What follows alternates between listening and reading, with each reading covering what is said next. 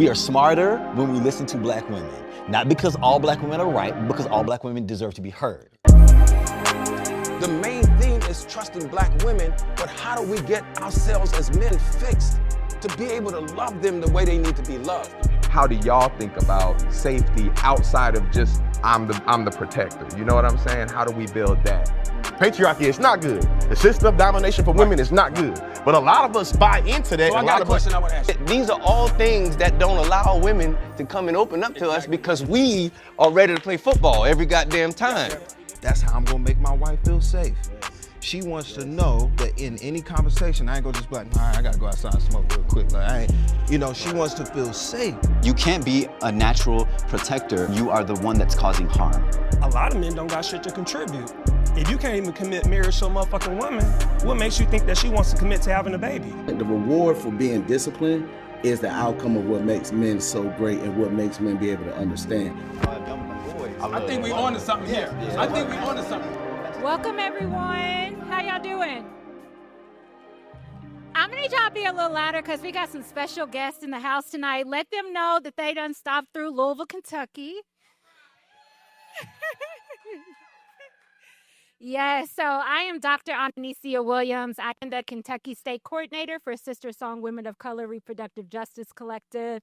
And I am so excited for you all to indulge in this space and also witness this beautiful project that was created for us to have a deeper conversation about Black men trusting Black women. All of you all show up in your Trust Black Women shirt, but tonight is a deeper dive into the work that we do here at SisterSong. I also want to welcome you into this space, which is the Russel Theater at New Directions. And if you did not know, FaithWorks Productions also puts on plays. They also do things in regards to when you want to come and groove a little bit. So they have a jazz concert coming up. So I want to encourage you to follow FaithWorks Productions on Facebook and other social media platforms to show them some love and really uplift the Black artists that hit this stage. I don't know if you all ever got to see The Color Purple, but The Color Purple actually hit this stage as well. So before we get started, I would love to introduce you to the executive director of SisterSong Women of Color Reproductive Justice Collective. She came all the way in from Atlanta, Georgia. So please welcome Monica Ray Simpson.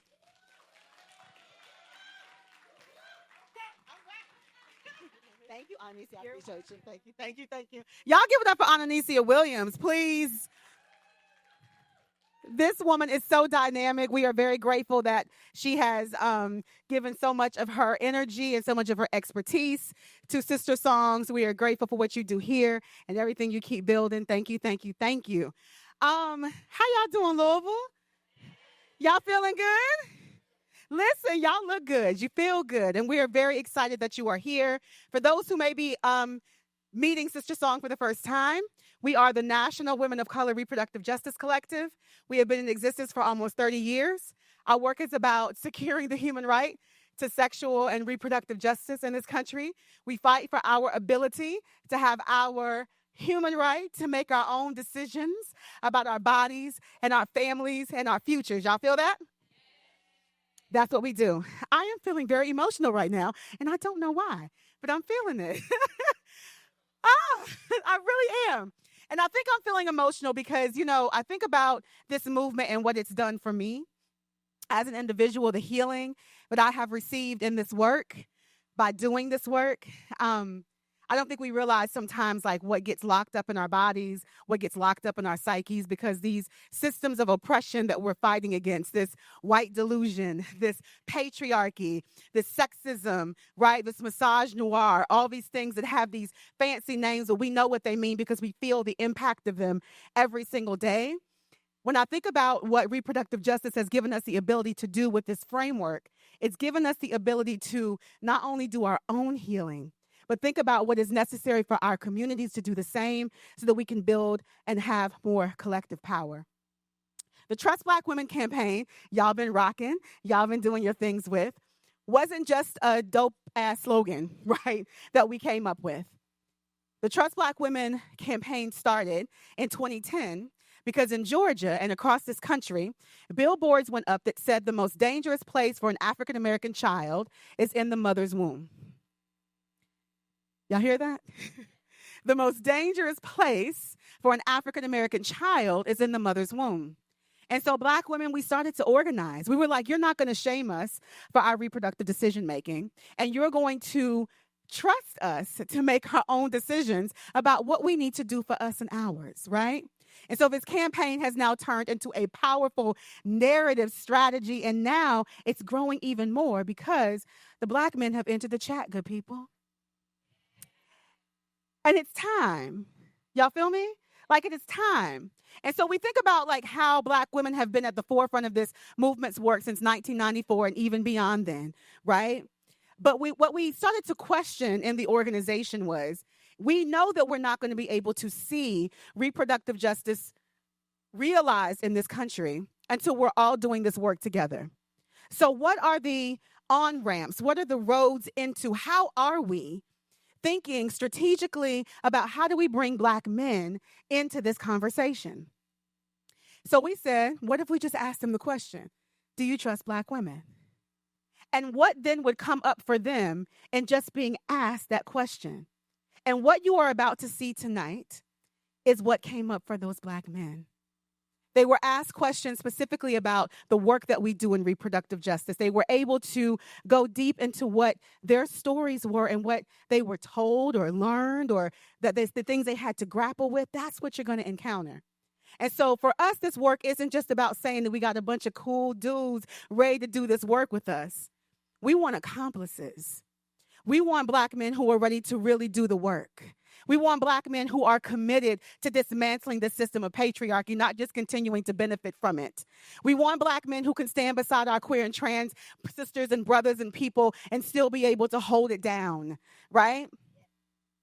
That's what this work started from, and that's what we knew that we wanted to do with this particular piece of work, to create that entry point. So we're going to talk more about what we're going to do about it and what we're going to do with it. But I want you to go into this experience, watching this together with us, knowing that our desire is to create a world where we are all, no matter how we identify, no matter what our stories are, able to be at the table together to build our way to liberation, and that we are all committed to dismantling these systems of oppression that are trying to take us out.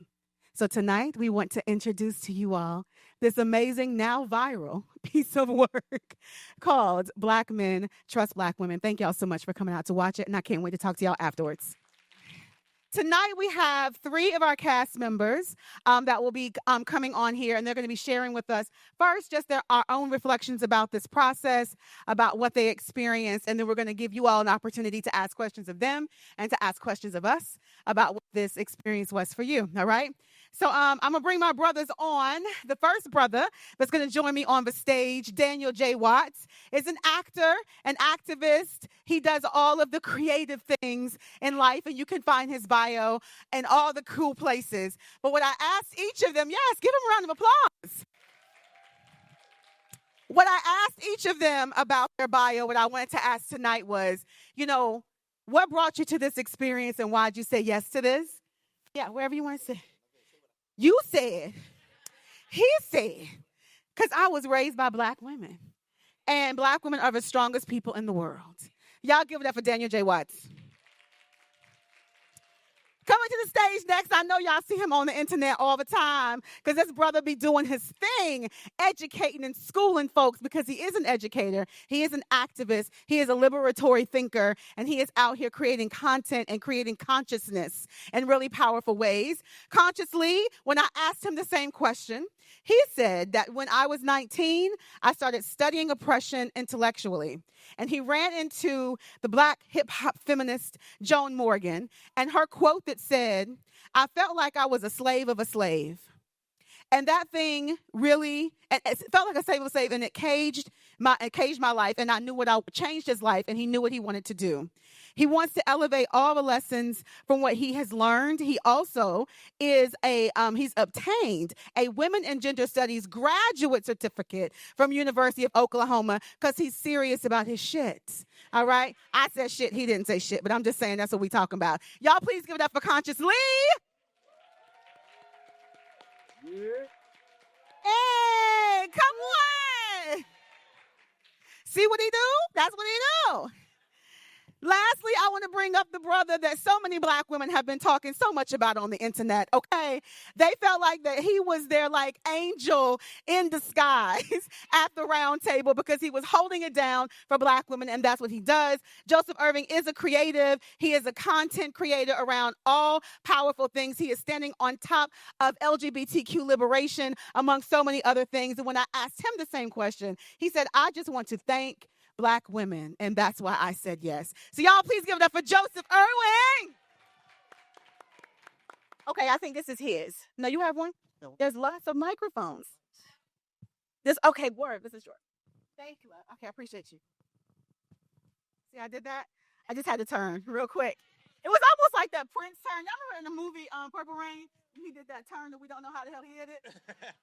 I felt like that's what I felt like in that moment. Okay, brothers. This thing has been out for like 12 days. I think maybe 13 at this point, right? 13 days. And it has gone viral. We have been featured from the Shade Room to the Griot to folks that are, content creators as deeply interesting as Joe Budden to so many other content creators talking about this roundtable. And for us at SisterSong, we're excited about it. But my first question to all of you, now that we have seen that this thing has over 250,000 views just on YouTube alone through SisterSongs, that's not even talking about all the impressions it's made all over the internet. When you saw everything started to roll in from this content, from the trailer, from the release of the full video, what were your initial thoughts about your yes to this experience? And how did you feel about seeing all of the comments and the commentary that was happening around this piece of work? I think we all kind of agree, like, the first question is like, what do Black women, that was always gonna be my, yeah. How do you feel, really, now that it's out? But yeah, what are Black women saying? Black women have plenty to say about this. But yeah, just making sure, like, we all wanted to be as honest as possible. And, it was really, I hope people would remember that we were allowing cameras to come in and capture our conversation, right? This isn't, it wasn't even something that we were trying to like put out. Like, we're just going to have an honest, open dialogue and let it go wherever it went. And hopefully people would allow the nuance of men having a conversation that doesn't typically happen. There was nothing rehearsed about it. There was no, like, we had a few like prompts of things that might come up, but we just went. And, so it was really just, y'all, first of all, y'all edited and did an incredible job. So first of all, we got to shout that out. But yeah, we just really wanted to honor what we were called to do and hope people understood that. Man, for me, I do a lot of content about women and about progression and about patriarchy and sexuality and sexism. So I thought it was important for me to show up and illustrate how my advocacy can look like in real life. I think a lot of times people see me on their timeline, maybe for 30 seconds, maybe for 90 seconds, maybe for 61 seconds.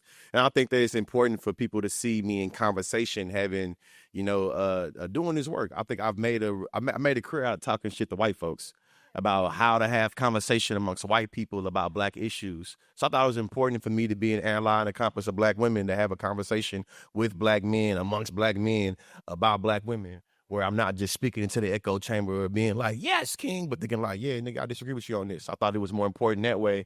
And then after it came out, I hate to be that guy, but as somebody that lives habitually on the internet, I knew, I'm gonna tell y'all something. It was about like the 10-minute, 12-minute mark. I ain't say nothing yet. If y'all seen, I ain't say nothing. I'm just sitting back calculating like, ooh, this about to go crazy when it hit the internet. And then when him and Clinton got into it, I knew then, like, oh yeah, this up.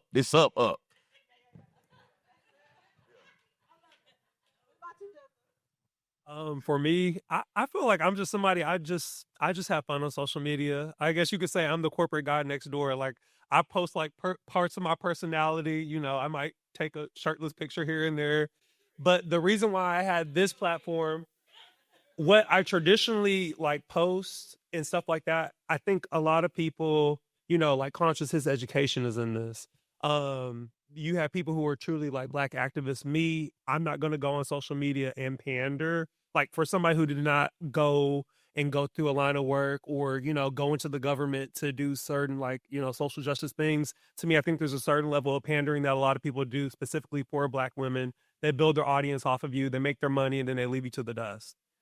This platform right here allowed me to give my appreciation in a way that was truly organic.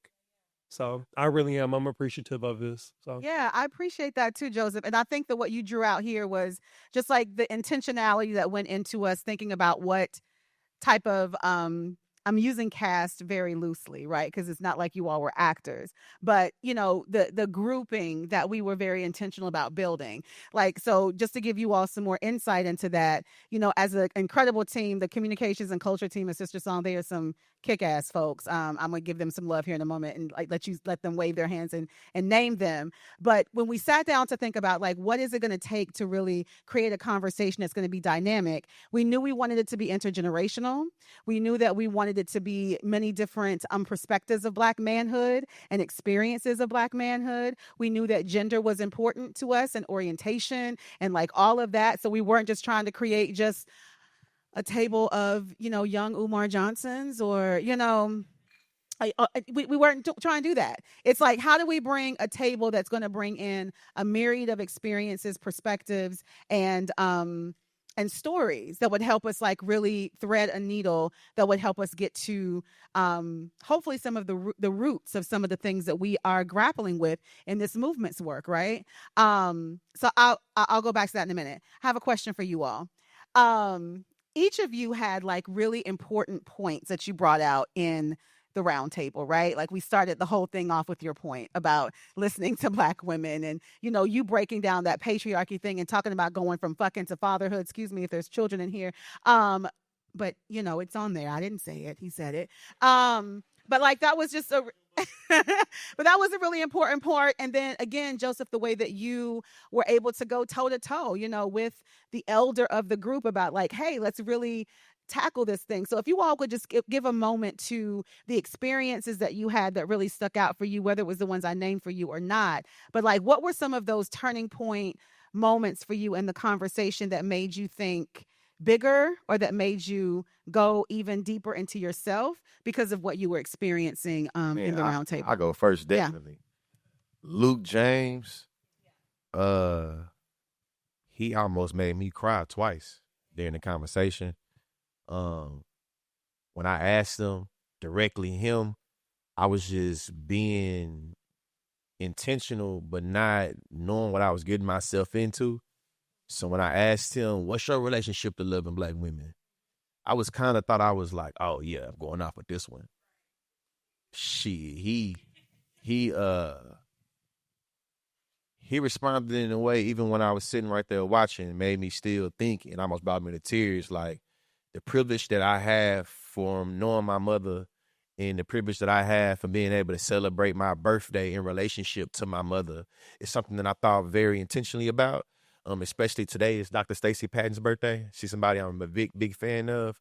And she writes a lot. I follow her on Substack. And she talked about today it being her birthday and about how because she's an adoptee, where her birthday means to her, that's different from everybody else. So me reading that today and then hearing what Luke said, it made me emotional again because I can listen to him. I seen his body language. I seen his word choice. I heard the inflection in his voice. And I seen him grappling with what I was asking him and dealing with his real emotions at that time. And something I said, I in responding to this is that as Black men, a lot of us sometimes have the hardest time being vulnerable with each other. So the fact that he responded like that to me in a room full of all Black men, it really caught me off guard. It made me sit there and process what I think I was trying to do, what I was doing, and made me really just reflect on my relationship to Black women myself, because it had me sit on something I never considered. That's real. I really appreciate that. Luke did bring a very, very beautiful, soft, serene, but clear, right? Energy and perspective to the conversation. So I appreciate you uplifting that as one of your pivotal kind of moments. What about you, Joseph?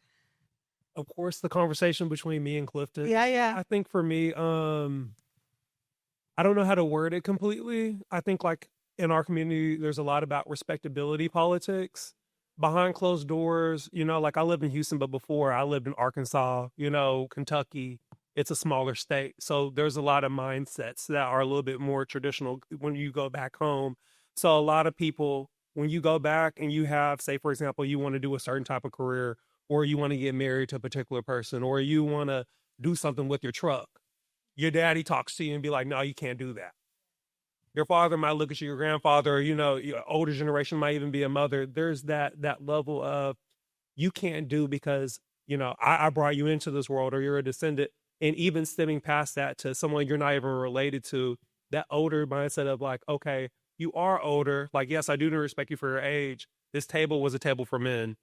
If it was a table where, we had to respect like age and things like that, it would have been a group of everybody of the same age group. I will apologize for, there's a level of tradition where it's like, I understand I did speak to someone who was older, and that does strike a chord in a lot of people, but it also strikes a chord because you cannot do that in your own homes to people who do not respect you. So I will respect that, but I won't completely take it away, because a lot of the Black women, the 80-90% who agree with me, that'll be taken away where they felt they were seen, heard, and like advocated for. I won't take that away, but I do respect Clifton. I think that he has done a lot of things, especially like in the movie scenes.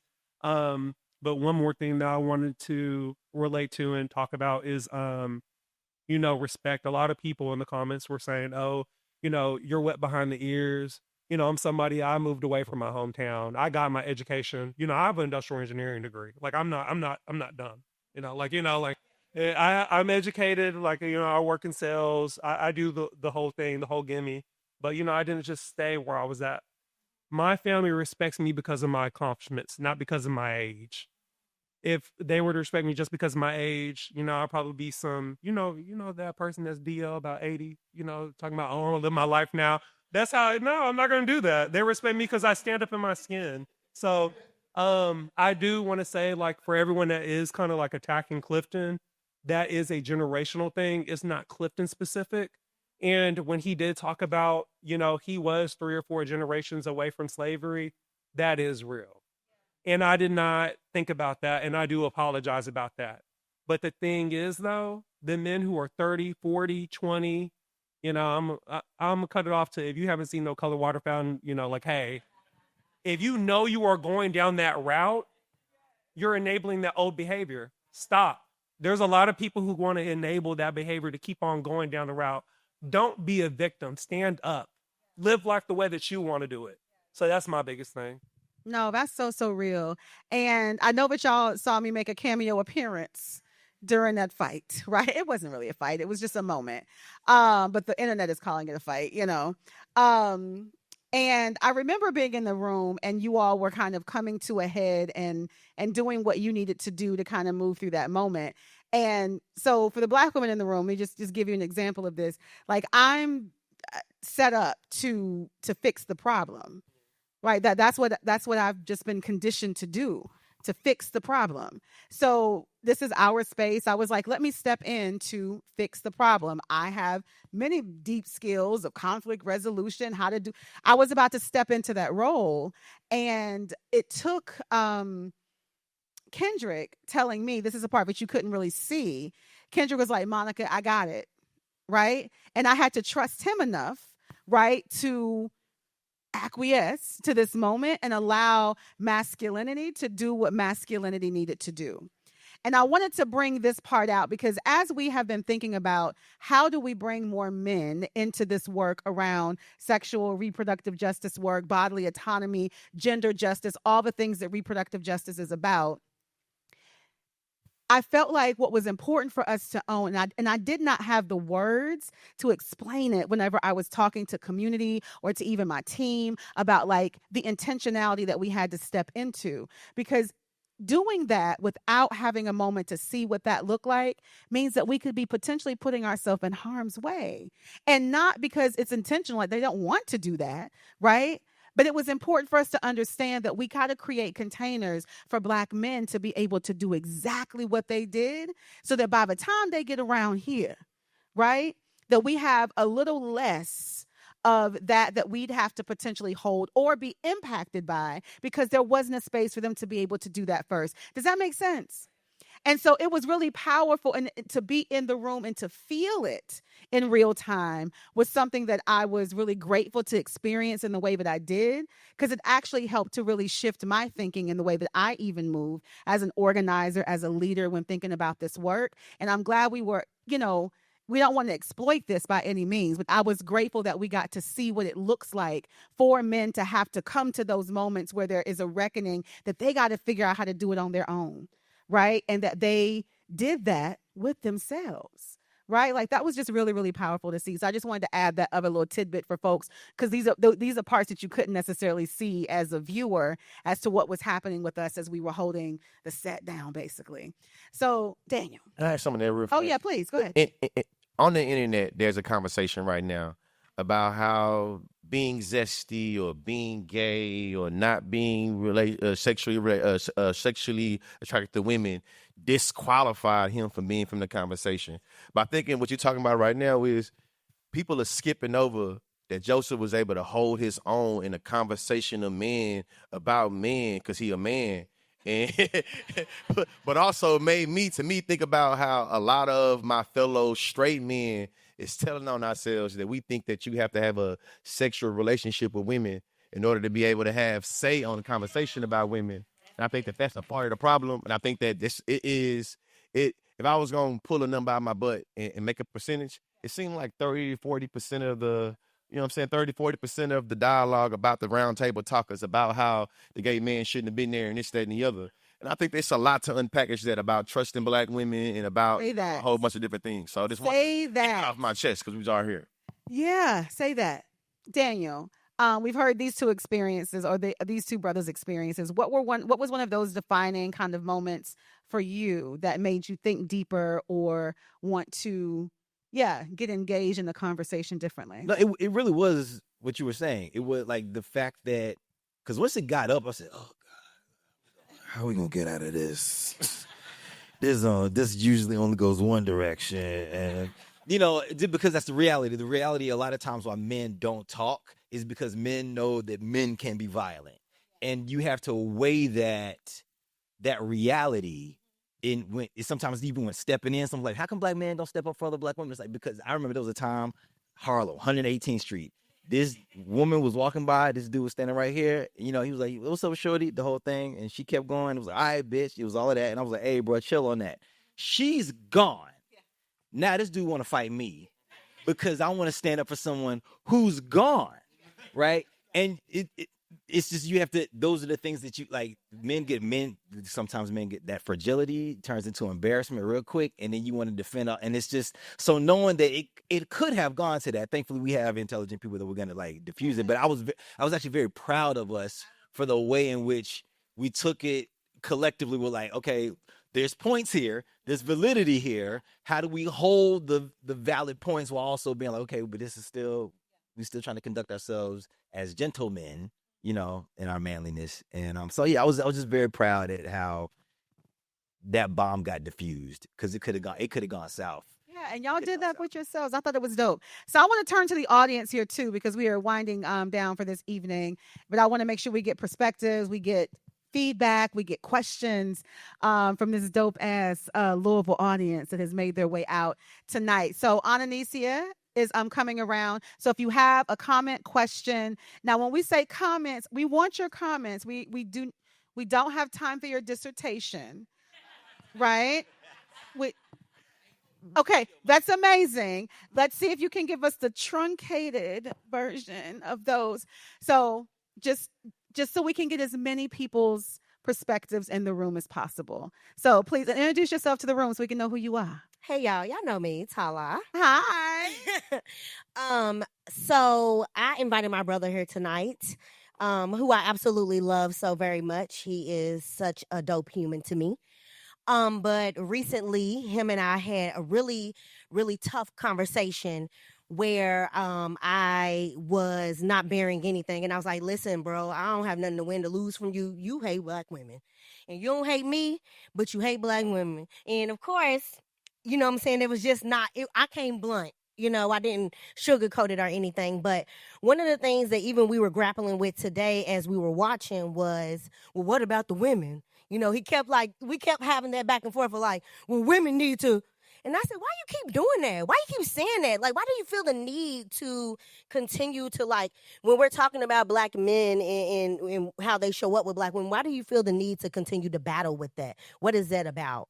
And so my question to you all is, how are you all having conversations with black men about, like, how are you all disrupting or interrupting those narratives when you are trying to have conversations about how to be accountable to the patriarchy? How are you all having that conversation with niggas from the hood and disrupting, you know what I'm saying, this, well, what about women? Well, women too. Because we do know that women too, for sure, right?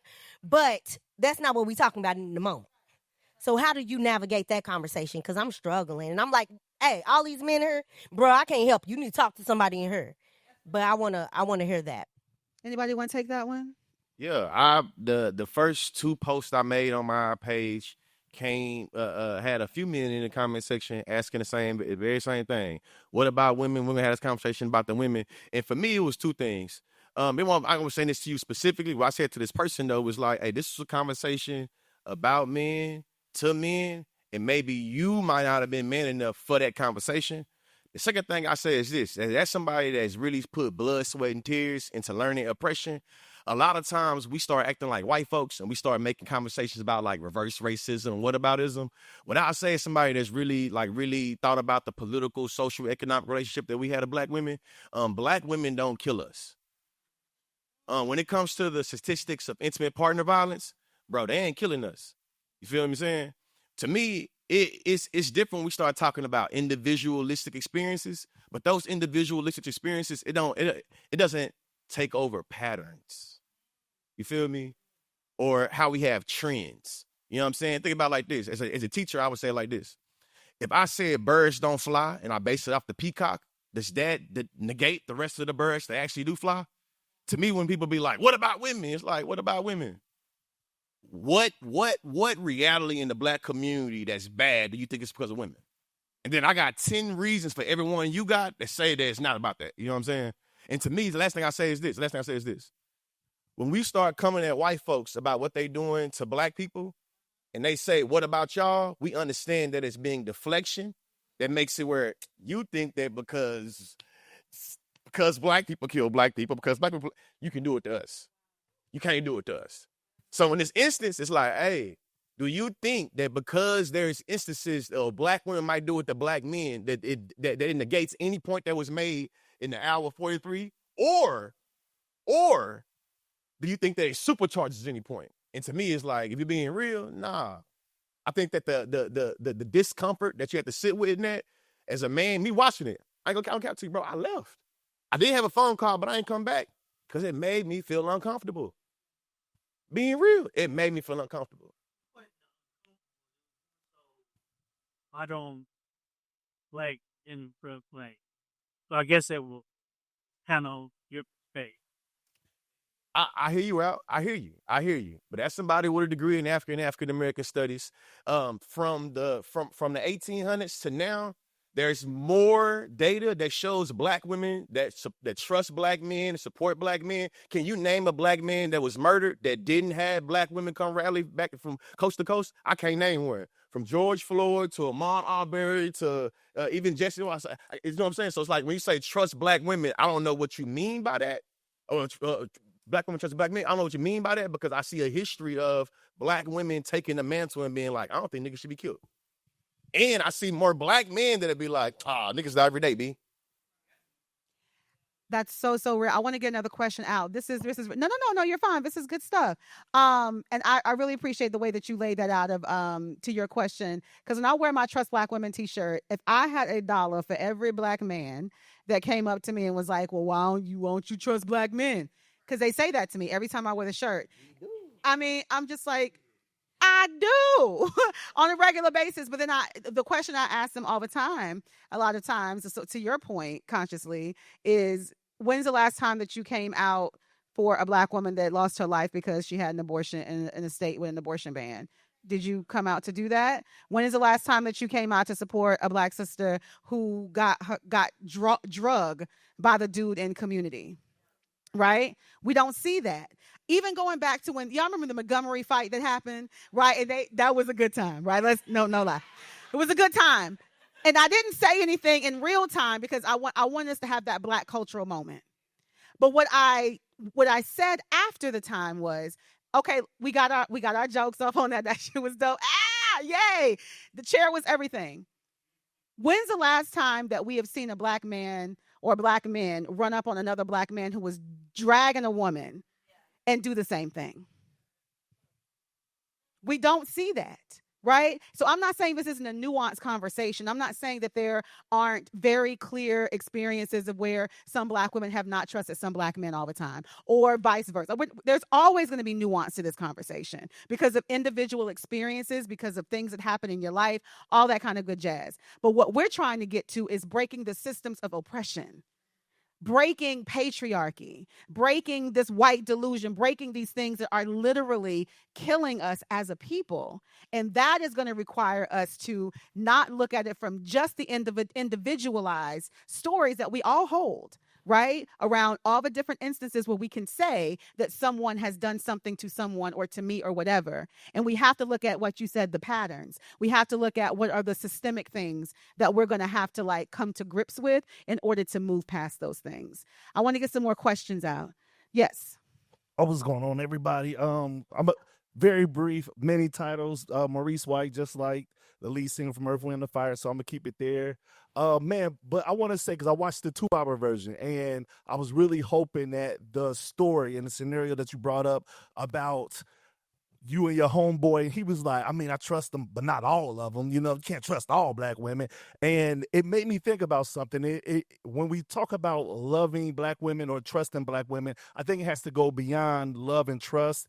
Namaste, the God in me sees the God in you. And if we operate in that work and in that fashion, we go beyond love, we go beyond trust, and we live in a state of us just, again, taking it back to trusting the woman's God ability when we talked about that intuition, and then also her trusting the masculine in me. And I think we go a little bit further. And I got a lot of notes, but I'm going to skip to my last note. But I want to close it because in the book, Education of Blacks in the South from 1860 to 1935 by James D. Anderson. Everybody check it out. Wrote about it in my dissertation, blah, blah, blah. All right, but in that book, there's a chapter when they talk about how they were trying to develop public high schools, right? And of course, local taxes exist, and all Black people, as hard as it was, they had to pay the taxes, but yet they didn't reap the benefits from those taxes. So the Black man and the Black woman had to work together, literally work together, no complaints, no initial leader, just a cause or something to work towards. So they had to still pay the taxes and still fund the schools so the youth and the Black children can still have the proper education. And I feel like and it's not a question, I just want to say we need to get back to that and have a common cause or purpose, no matter what it is, or no matter if women, the word woman or the word man is in the slogan. We just have to get back to that common cause. I'm sorry. No, don't need to apologize. We got to bring you on, Vanessa. We got to do another roundtable, bring you up here now. Come on, this is good stuff. Thank you. And I really appreciate you giving that very concrete example from a historical perspective of what it looks like for us to have that common agenda and goal that really drives us in a different kind of way. That's a word. Let's try to get at least 3 more. What you got? How you doing? How you doing? My name is Jahi. I'm an educator by passion and profession. I work at the only all-male Afrocentric public school in the nation in Louisville, Kentucky. That's one of my parents. But in my practice in this past 8 years being with all males, I realized that we're not a monolith, right? And so I have different Black boys from different Black backgrounds throughout our community, throughout the city, right? And I get to see them for who they are as people, and that's my job, is to learn who they are as people going forward and teach them 6th through 12th grade. So basically 11 years old to 18 years old, about manhood, right? And one of the things I practice is being on the right side of history when it comes to supporting them and their choices and who they are as people and what they like to do and what they want to do. So I know that everybody's not LeBron James. Some of my kids don't want to play basketball. They want to read books, right? They want to do science. So what is one thing, whether it be a reflection of your childhood to now or your practice as a father, what is one thing that you are actively doing to change the generation that's up under us, right? In your conversation with Clifton, like you said, it was a generational gap, right? And even the respect level was, you're going to respect because I'm older. I don't have to respect you. Like, what are you talking about, right? But at the same time, as we are teaching our kids some of the same things that we've gone through in a different fashion with a different generation, what is one thing you're actively doing for the next generation? And what's one thing I could do for the kids that I serve alongside this conversation that we're having tonight? Anybody want to hear the question? What you doing?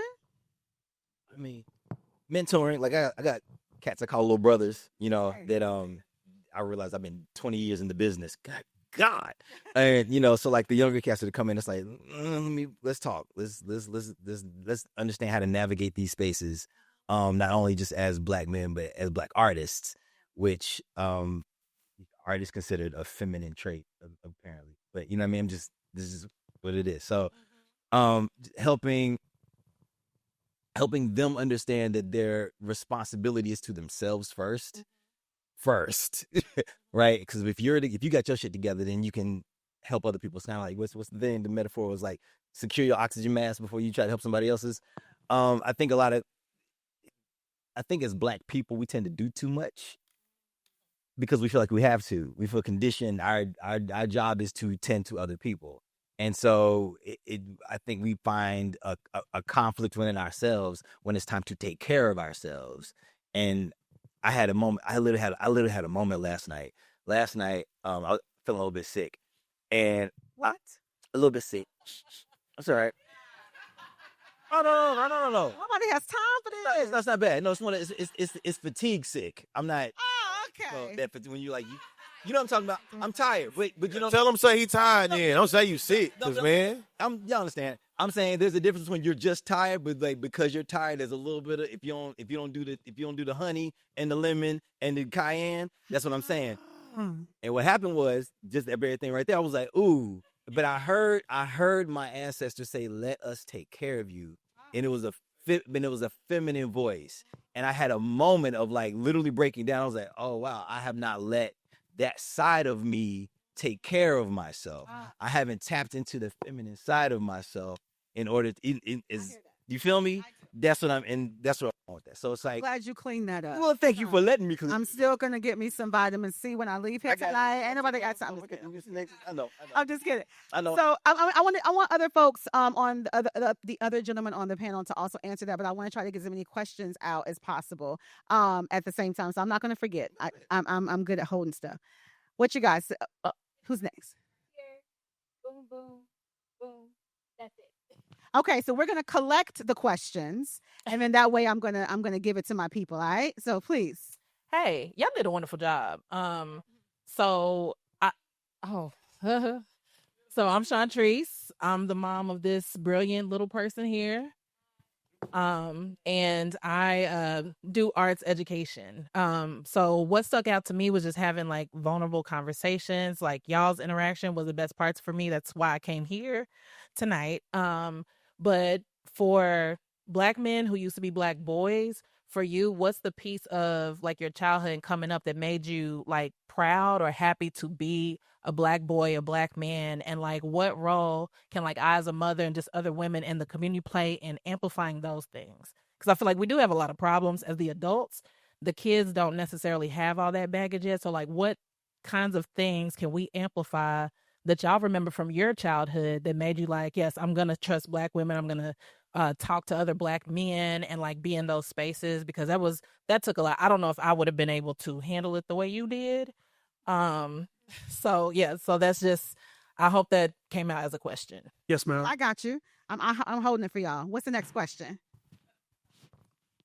I wasn't going to ask a question at first, but then I started thinking about, we're talking about trusting Black women, but do you trust yourselves? And I feel like, how can you trust someone else if you can't even look in the mirror and trust yourself? That's real. So I think you have to do a lot of reflection in order to know how to even trust us. I love that. Hey, everybody. My name is Tracy Michelle. So I wanted to talk about the house of worship. The house of worship, the church house, is a gathering and safe place for a lot of Black women in America. It's no secret. And on a weekly basis, we see more women than men. Do you all think that if there were more men in the church or going with their significant other or their partner, they would understand what the Black woman needs? Because the Black woman depends on the church house or the church on a regular basis. So my question once again is, do you think if more Black men went to church with that woman or their partner or significant other, they would understand what that woman needs? Okay. All right. We got you. Monica, if you don't mind, can I combine two questions? Yes, I'm gonna say them all once, and we're gonna take one more, and then you absolutely can. Okay. Yeah. Antonio Brown, community activist, board member of Kentucky Alliance Against Racism and Political Oppression. So my question is this. During 2020, I was blessed to have women around me that was to hold me accountable. I'd be the first one that says I was a womanizer and much more than that. Thanks, Tyler, done held me accountable a lot. And forcing me to read books, right, on toxic masculinity. Excuse me if I ain't pronounced that right. In the words of Dick Gregory, they beat me and gave me this language. So my question is this. As a Black man that done the research, right, been doing this research and realizing the image of man that we think is man is really upholding white supremacy on how we treat our women. Because we got to understand as white man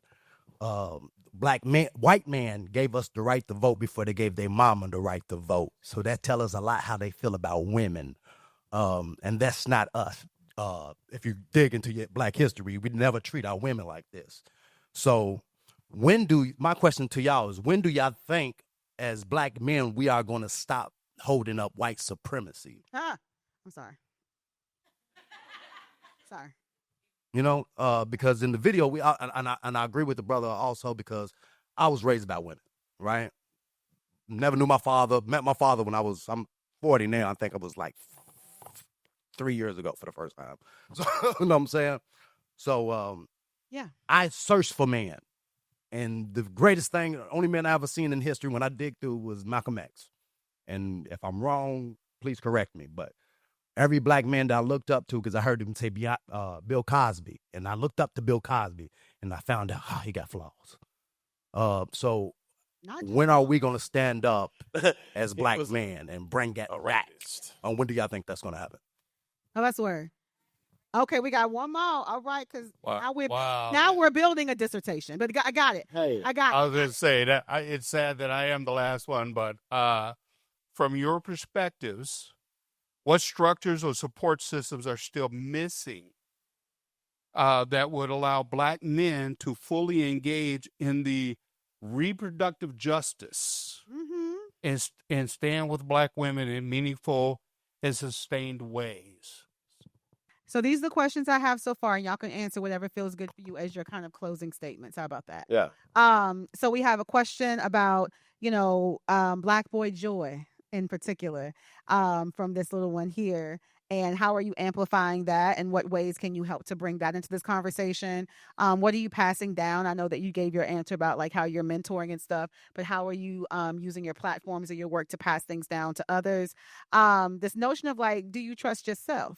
Right? And what work are you all doing on that? And how is that showing up in your life?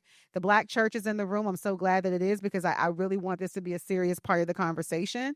And the question is more specifically in this room tonight was around, well, what does it look like for men to really attend with their partners, or even just to be in that space as a way of deeper learning and understanding how to better support Black women. The other question is around when we think we're going to really stop holding up this white delusion. I use the word white delusion as opposed to supremacy specifically because they are not supreme over me or anything, and words have power, good people. So I'm not giving no supremacy to them at all. But I do understand that it is a word of our culture. So I'm not knocking anybody for that, but I'm just telling you the words that I'm choosing to use around white delusion and or white supremacy, whatever works for you.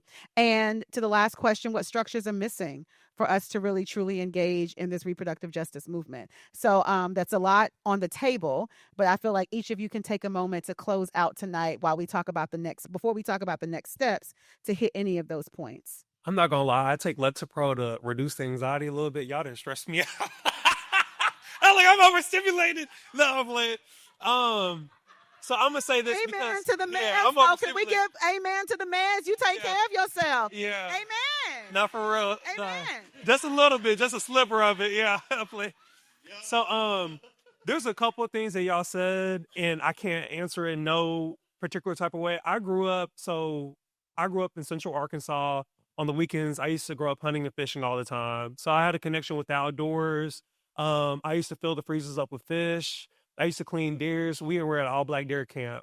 I would clean the deer and everything, fill up freezers, and then I would give the fish. My daddy would take the fish out and give it to some people, but it was just like that community, just building a connection, not necessarily through, I don't know how to word it. It's just like being able to feed people, or just like seeing people being happy. Sustainability. And then cooking, eating the fish, frying it, cleaning it. It's just I was building community through just what's on the table. I don't know how to necessarily share that. But another thing that I want to say is, as far as how do I frame my life, how do I encourage future generations? I'm young. I'm going to say this, so sometimes I'm a little bit selfish with this. My thing is, I'm not anyone's parent, but realistically, I know that they're, I'm going to keep talking from the gay perspective. There's no leadership really for young gay men. So for me, when I was young, the things that plague men in general, Black men, you amplify it times 10 when you look at Black men who date Black men or treat Black men. So for me, it was Black women. And also my mama too, she's from the Philippines, but it was her. They both acted, both Black side and Filipino side. I wanted to live my life to be how a lot of women are, traditional, caring for the family, a little bit more of that feminine, empathetic side. So I say that, and also bridge it to, how do I lead other generations? I'm all over the place. I'm sorry. Teach your kids to be independent. When you have one mentor, that's good. They can take things from that person, but they need to always ask somebody, why? Why are you teaching me this? What are your paradigms that is making you think, operate, and act like this? For me, at work, I'm going to be honest, I don't like people telling me what to do. I like mentors. I don't like bosses. It's just there's so many different things from individual people that you can take. You right here, you might know how to communicate very well. You over here, you might know how to dive deep into how you assess people and what they're saying. You can pick up so many different things from the people that are inside your sphere. How do you open up that sphere? What are you putting them? Are you putting them in sports? Are you putting them in debate? Are you putting them with kids that are Black but also live a different perspective?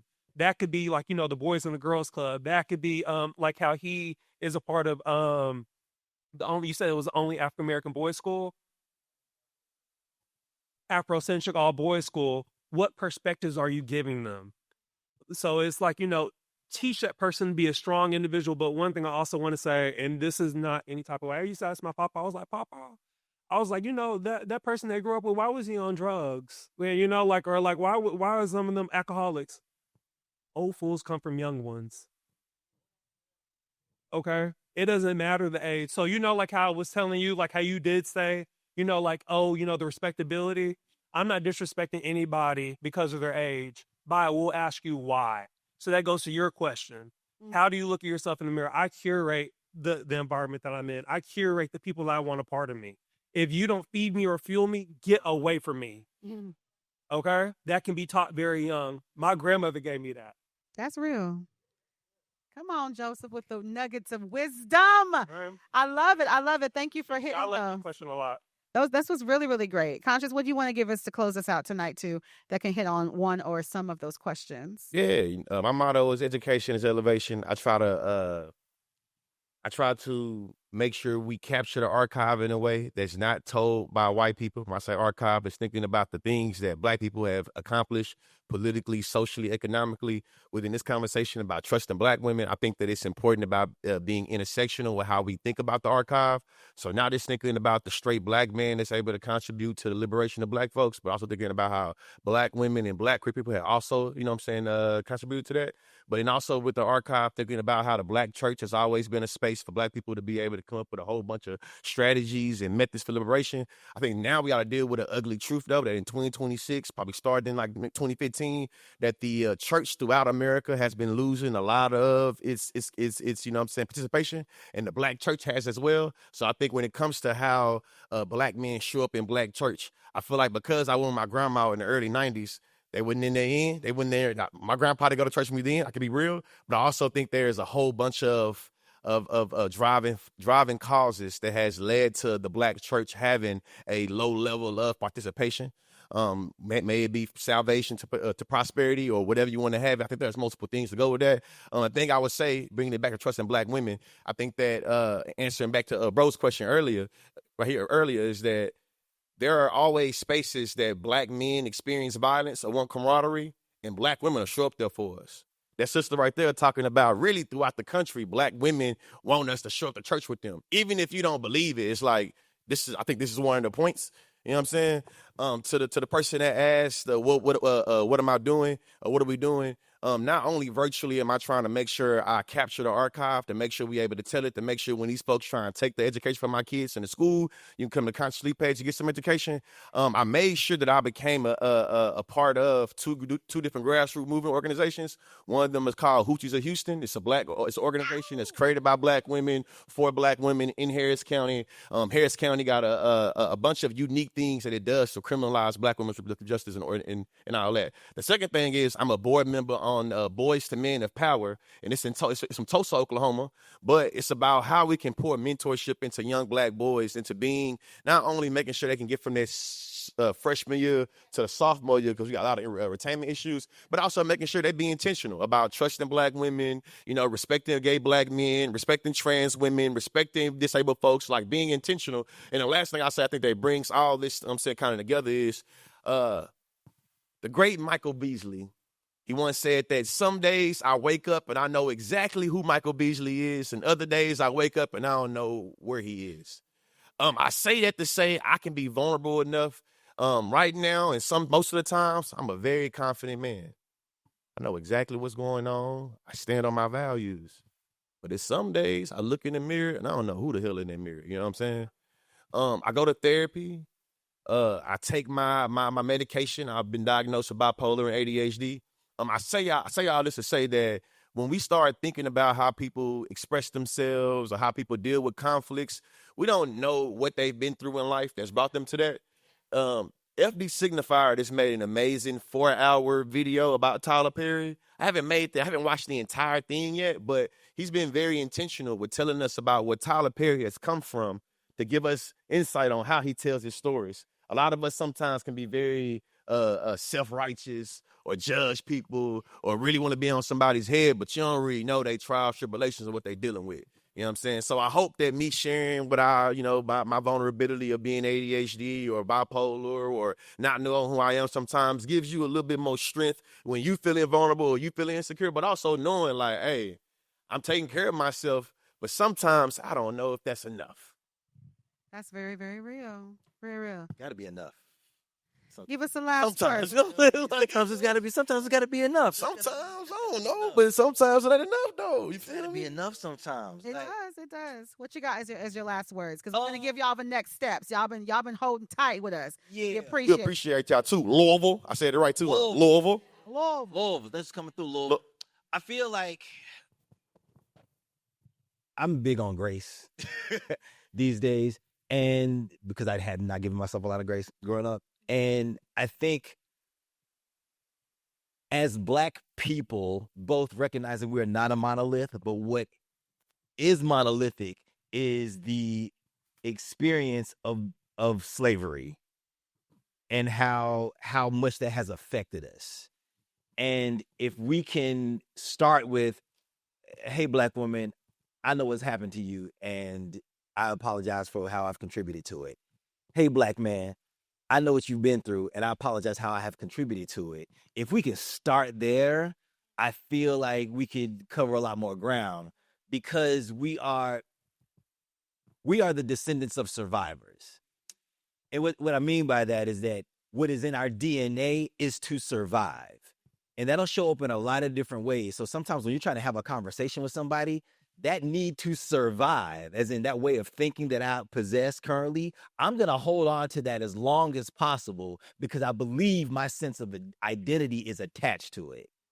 And so I think when we went, that's why I say, so it's not about that we fight. It's what does reconciliation look like? What does repair look like when we have these moments? Sometimes we try to just plow through it, and it's like, something just needs to be repaired. What does that look like? What do you need right now to repair this scenario? What do I need right now to repair the scenario? How do they differ? How are they the same? And how do we move forward from there? That's just a good starting point. I think that's powerful. Can y'all please give a round of applause to these three gentlemen tonight? Daniel J. Watts, Consciously, Joseph Lowry. Let me tell y'all, this has been such a beautiful, beautiful experience. I think we're gonna put up a QR code for you all here in just a moment, because we want these conversations to continue. Right. So we have developed at SisterSong a toolkit that we are going to make possible for communities and for you all to help us have these conversations all around the country. We want to be able to get that data. We want to be able to understand what people are thinking, the experiences that are out there, the questions that people are holding, because like Daniel said, and all of the gentlemen have said on the stage today, I am tired. But you know what they've all said is the same thing, right? That it is going to take us being willing to come to the conversation together, seeing each other as clearly as we can, to be able to build together in the ways that we need to.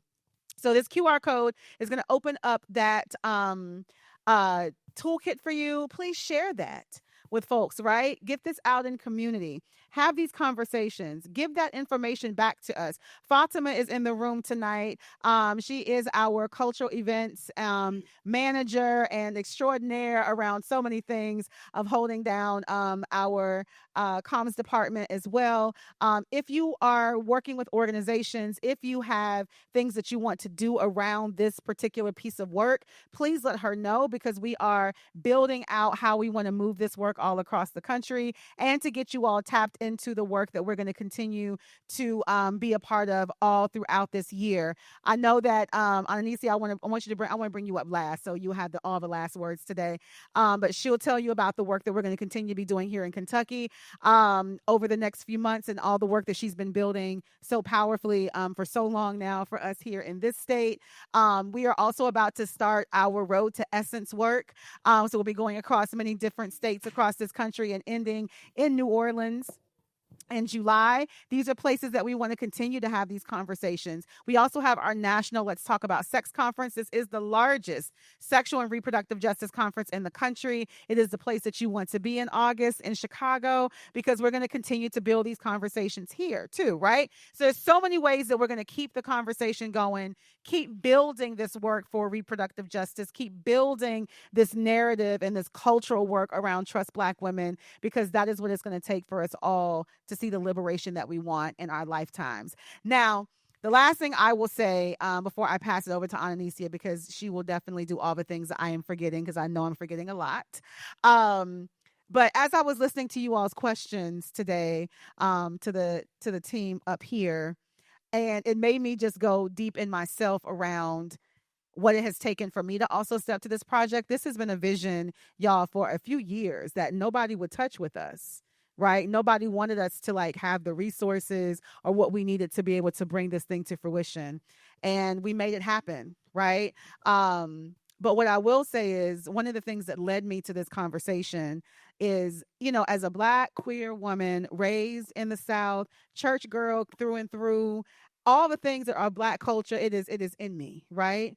But I had decided from the experiences I have had, from being a survivor of sexual violence to understanding the world that we live in, to being the social justice person I have been for the past 2 decades of my life, all the things, I had made a decision that there wasn't going to be a Black man that would protect me if he had no ability to be with me sexually in any kind of way.